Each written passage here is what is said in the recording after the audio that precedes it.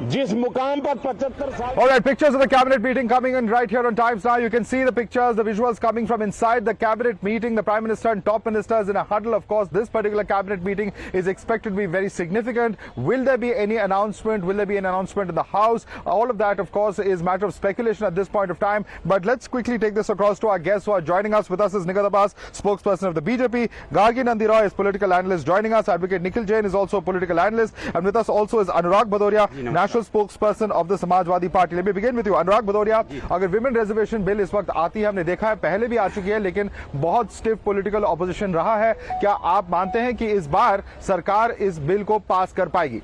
मुझे तो समझ में नहीं आता कि सरकार के सूत्रों से पता चले तो अच्छा लगता है, लेकिन एक सूत्र आते हैं, उन सूत्रों से बहुत तरह की बातें होती है। एक बार इंडिया भारत में पता चला 10 दिन तक इसी में डिबेट पड़ी कि इसके ऊपर बिल आने वाला स्पेशल सेशन में, फिर चला कि वन नेशन वन इलेक्शन, उसके ऊपर में डिबेट होती रही, फिर चला नहीं यूसीसी आने वाला, उस पर डिबेट होती रही। मैं जानना चाहता हूं कि सरकार अगर लाना चाहती लाए ना, हम तो महिला सम्मान करने वाले लोग हैं, लेकिन भारतीय जनता पार्टी ने महिलाओं के सम्मान की जब बात होती है तो चुप्पी साध जाती है। जब मणिपुर की महिलाओं पर अत्याचार होता है तब तो बोलती नहीं है, पहलवान महिलाओं पर अत्याचार होता है तो भी नहीं बोलती, हाथरस की बेटी के साथ अन्याय तब भी नहीं, और अंकिता के साथ होता है तब भी चुप्पी। मैं पूछना चाहता हूं भारतीय जनता पार्टी से, भाई आप नए पार्लियामेंट में नया कुछ एजेंडा तैयार कीजिए तो अच्छा लगेगा देश के लिए। आपका असली मुद्दा जो हमारे देश का है वो महंगाई, बेरोजगारी, किसान और महिला समस्या, जिस पे आप चर्चा ही नहीं करना चाहते।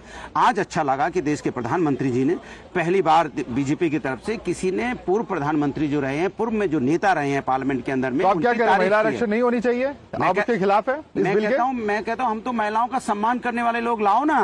आप ला रहे हो नहीं ला रहे हो यही नहीं देश को बता रहे हो। हम तो कहते हैं आप लाओ, आपका मसौदा क्या है, आपने क्या एजेंडा तैयार किया है, देश को जानने का अधिकार है। विपक्ष पार्लियामेंट की आत्मा होती है, आप विपक्ष को बताओ ना क्या लाना चाहते हो। Nigat Abbas, this is only lip service because at the end of the day, Manipur happens. There are several instances which have shown that women actually on ground are not safe, despite whatever may be the positioning vis-a-vis this important bill. And Madhav, which is why we had held a discussion on Manipur, but the opposition apparently and sadly chose to walk out on that.